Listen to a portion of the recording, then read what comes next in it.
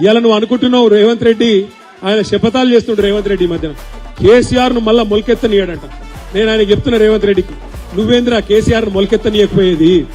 తెలంగాణనే మొలిపించిన మొగోడు మొనగాడు కేసీఆర్.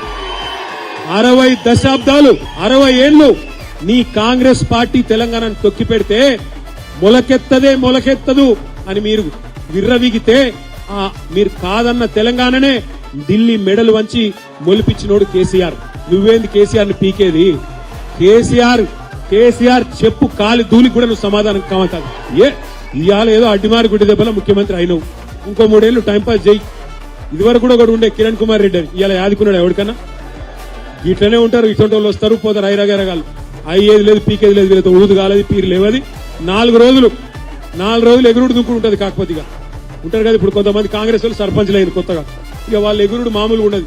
కొత్తగా రేబాన్ కళ్ళద్దాలు పెట్టుడు, కొత్తగా కడక్ అంగి చేసుడు. ఎమ్మెల్యే మావోడే మీకు ఎరికేనా?